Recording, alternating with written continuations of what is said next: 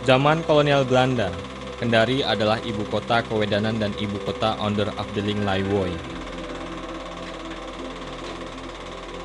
Pembangunan kota Kendari dimulai dengan memindahkan ibu kota kerajaan Laiwoy ke kota Istana Raja Tebau di Bukit Vosmeer pada tahun 1832.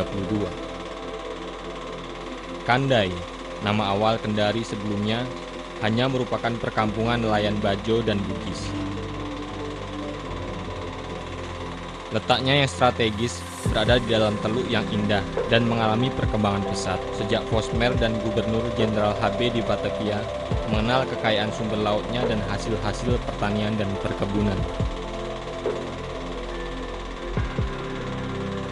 Sehingga wilayah Sulawesi Timur, terutama kota Kendari, mulai dibangun dan diperhatikan.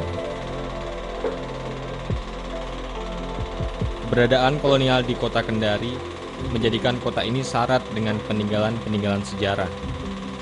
Kini, sisa-sisa bangunan bersejarah tersebut masih bisa saya jumpai di daerah yang diberi nama Kota Lama.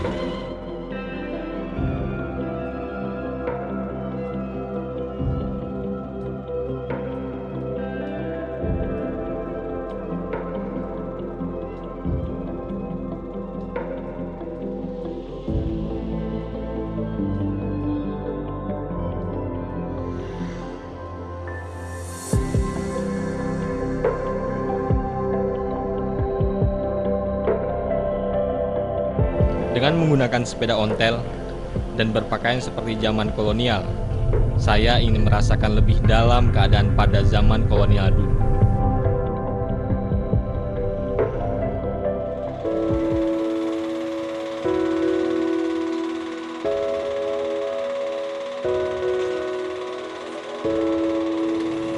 Berkeliling kota lama membuat saya kagum betapa bangunan-bangunan tersebut masih berdiri kokoh dan masih menunjukkan keasliannya sebagai bangunan zaman kolonialisme Belanda.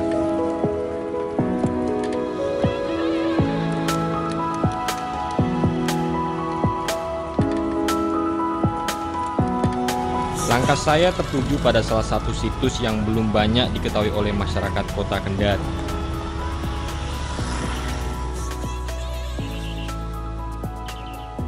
Saya menjumpai kompleks pemakaman Belanda. Di tempat ini ada beberapa makam dengan arsitektur yang menawan, dan tentunya berbeda dengan makam yang ada di Indonesia pada umumnya.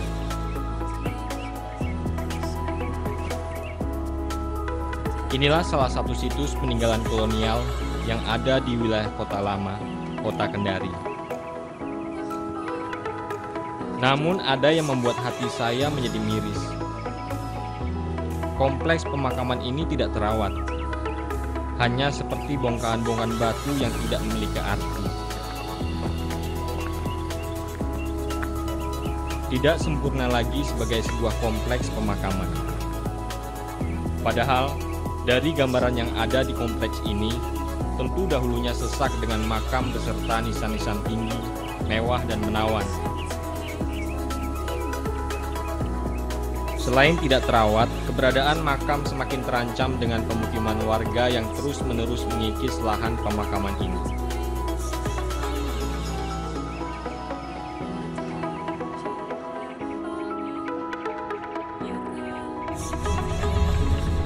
Rasa kecewa terpatri di hati saya ketika menjauh dari kompleks pemakaman itu. Tetapi perasaan itu merupakan sebuah keinginan kuat yang terus menggerakkan kaki dan pikiran saya untuk lebih mengetahui situs-situs peninggalan kolonial di Kota Lama. Sebagai saksi bisu cerita sejarah kolonial yang menyimpan begitu banyak hal mengagumkan, saya khawatir dengan keberadaan situs-situs lainnya setelah melihat apa yang terjadi pada kompleks makam Belanda tadi. Mata saya mulai liar melihat keutuhan bangunan Kota Lama yang begitu kental dengan model bangunan Belanda dahulu. Sembari terus menyusuri pinggiran jalan Kota Lama, kekagumanku mengingatkan kepada seseorang yang mungkin bisa membantu untuk lebih mengenal sejarah Kota Lama Kendari sebagai kota kolonial.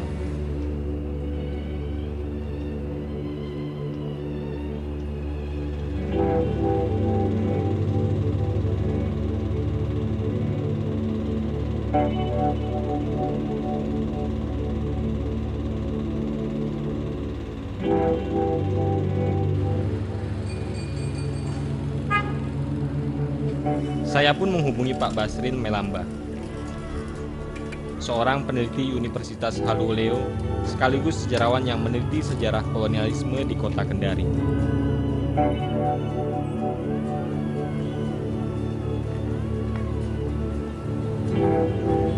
Halo Pak Basrin, waduh, apa kabar Pak? Alhamdulillah baik. Waduh, dari tadi saya menunggu Bapak nih, saya ingin mengetahui tentang situs Belanda yang ada di kota Kendari Pak. Bisa antar saya Pak? Bisa, dengan senang hati di kawasan ini saya antar. Wah, ayo Pak, langsung saja kita pergi Pak. Tempat pertama yang kami kunjungi adalah lokasi kerajaan suku Tolaki yang terletak di Kelurahan Baruga, Kecamatan Baruga, Kota Kendari.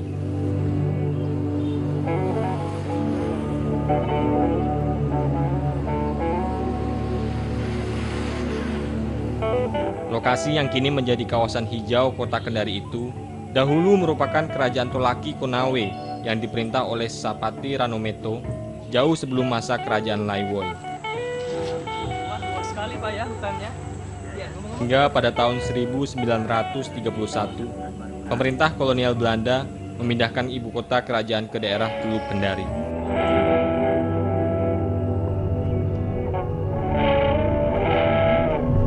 Dengan menumpang becak, saya dan Pak Basrin melanjutkan perjalanan. Keindahan kota lama langsung mempesona saya. Benar-benar keindahan kota lama masih terlihat hingga saat ini.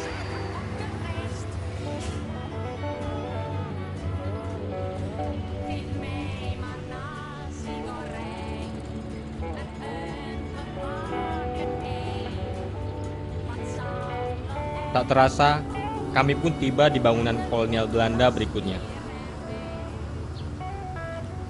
Nuansa militer langsung terlihat.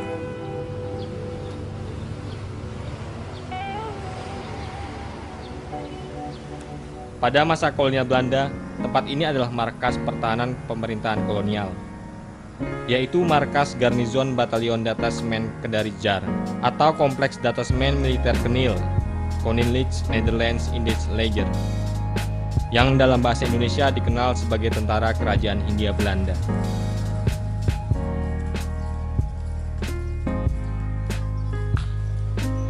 Kami berkeliling kompleks markas Nil, melihat lebih dekat bangunannya. Sungguh merupakan bangunan tangguh setangguh pertahanannya. Sebagian besar bangunan di tempat ini tidak ada yang mengalami perombakan. Dinding bangunan kantor administratif yang terbuat dari kayu mulai lapuk. Namun dinding lain tempat persenjataan militer tetap kokoh.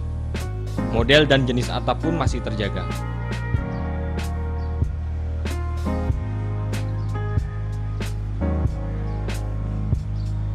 Dengan lengkungan kecil di bagian atas atap, utamanya mencirikan arsitektur pertahanan Eropa.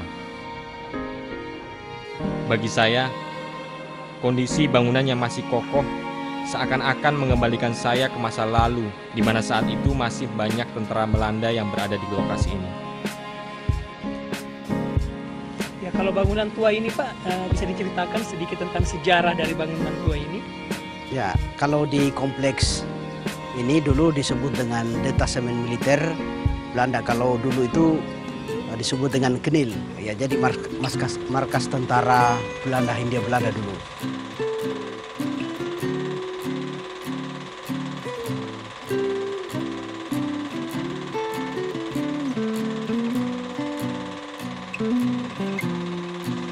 Kemudian beberapa, kalau kita lihat di beberapa gambar Belanda, kemudian sumber-sumber Belanda, di beberapa ini dilengkapi dengan bangunan yang ini adalah bangunan tempat administrasi. Kemudian ini dulu difungsikan sebagai yang di depan ini sebagai tempat menyimpan amunisi bagi tentara Kenil Hindia Belanda.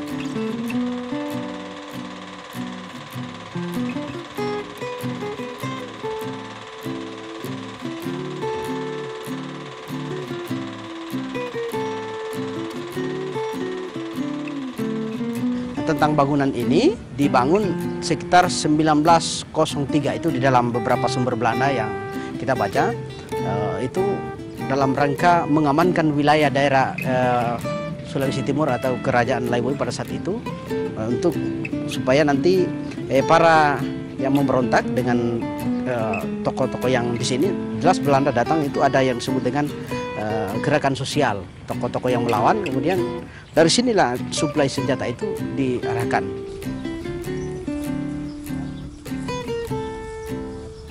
Kami pun akhirnya meninggalkan detasemen peralatan daerah militer 7 Wirabuana Kota Kendari.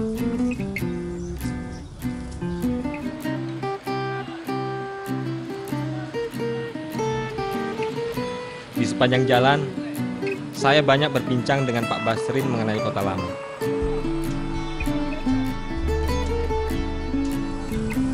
Pak Basrin risau dengan keberadaan Kota Lama. Seandainya Kota Lama tidak lagi bisa dipertahankan karena kurangnya perhatian pemerintah.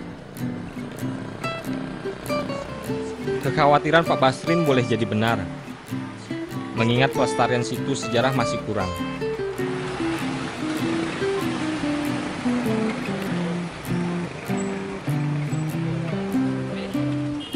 Pak Basrin kemudian mengajak saya ke situs peninggalan lainnya, yang menurut beliau merupakan infrastruktur pertama yang dibangun pemerintah Hindia Belanda sebagai kantor dagang.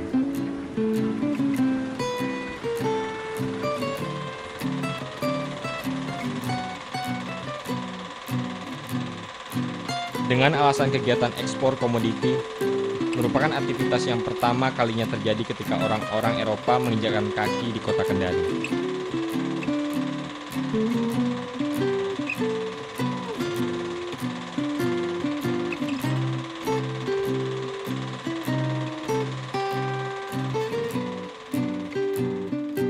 Inilah bangunan yang dimaksud. Pada masanya disebut gedung kantor loji.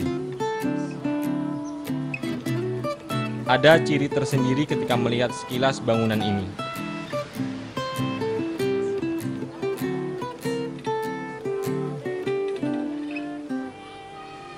Pertanda bahwa ini adalah situs peninggalan kolonial Belanda dan tentu bekas perkantoran.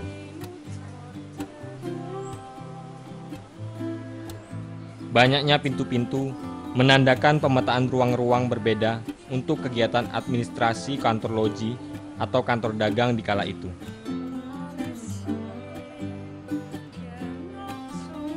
Model bangunan yang datar serta arsitektur yang sangat sederhana.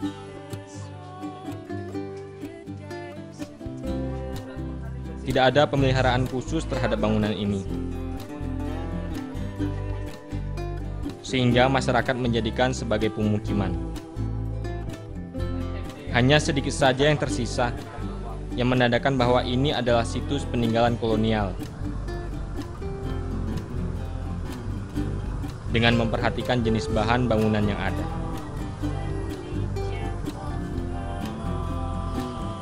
Boleh ceritakan Pak, ini bangunan apa sih Pak? Nah, ini adalah bangunan loji yang dibangun sama pemerintahan Hindia Belanda.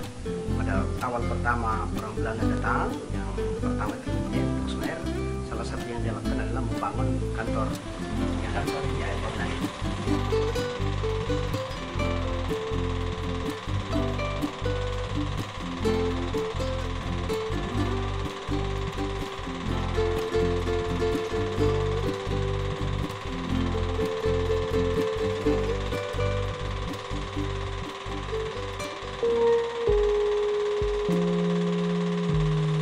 Bangunan sendiri ini Pak, kira-kira fungsinya apa Pak?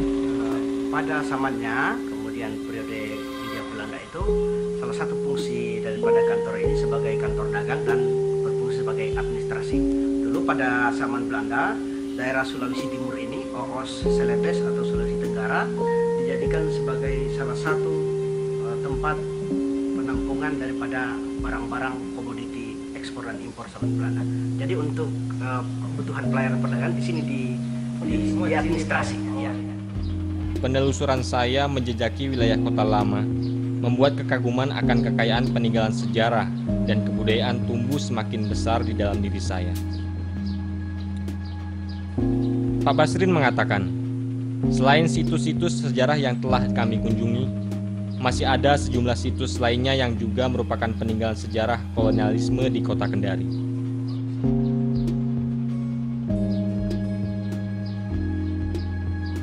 seperti water reservoir yang terletak di Kelurahan Gunung Jati, Kota Kendari.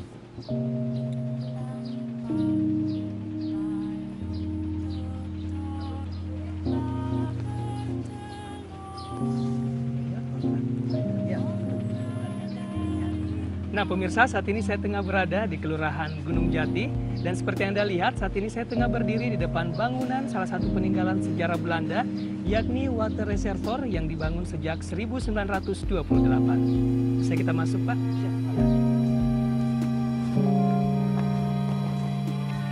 Bangunan ini adalah tempat penampungan air yang difungsikan untuk mengalirkan dan memenuhi kebutuhan air bersih pemerintah dan masyarakat pada masa itu.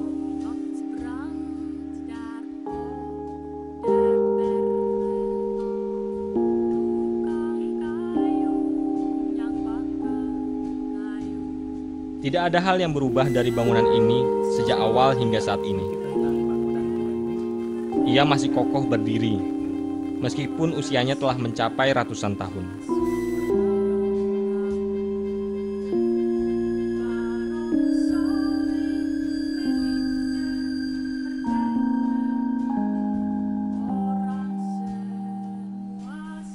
Bedanya, fungsi sesungguhnya bangunan ini kini lumpuh.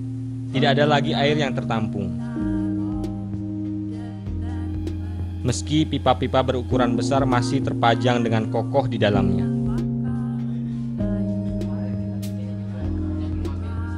Dari atas bangunan ini, saya bisa melihat seluruh wilayah kota lama yang terasa sangat indah dan sejuk di mata.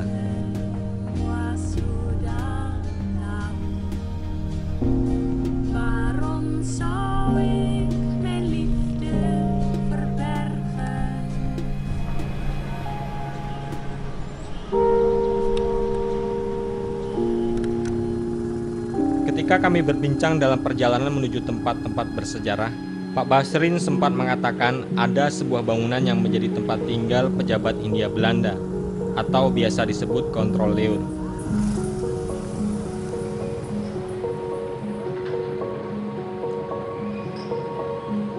Saya penasaran mengenai bangunan yang satu ini. Meskipun tidak ditemani Pak Basrin, saya akhirnya bisa menemukan bangunan yang dimaksud.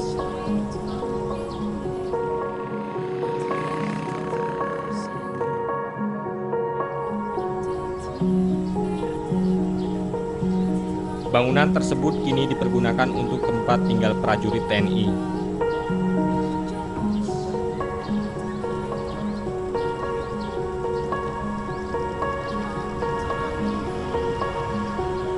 Seperti halnya bangunan loji, arsitektur bangunan rumah dinas Controleur ini khas dengan gaya Eropa, seperti daun pintu yang tinggi dan jendela yang dibuat memanjang.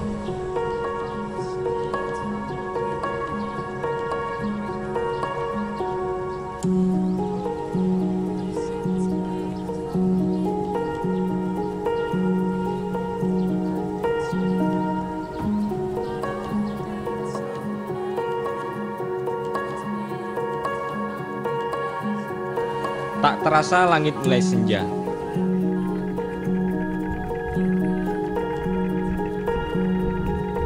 Perjalanan saya melihat situs sejarah di Kota Kendari harus berakhir. Bagi saya, penelusuran tersebut menambah pengetahuan saya serta menambah kekaguman saya akan kekayaan sejarah bangsa kita.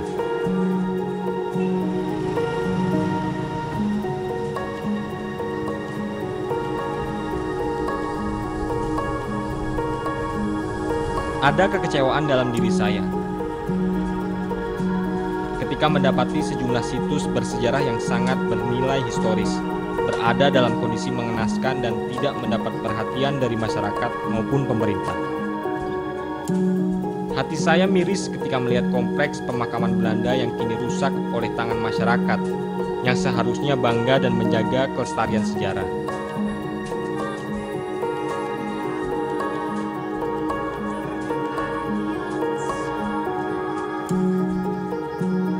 Miris mengingat bangunan-bangunan bersejarah lainnya seolah-olah hanya tembok biasa tanpa ada nilai sejarahnya.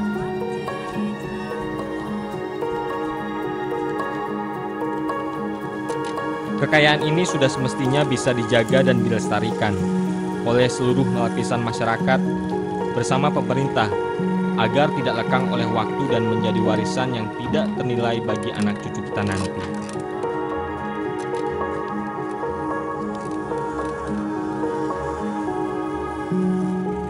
Jayalah Indonesia!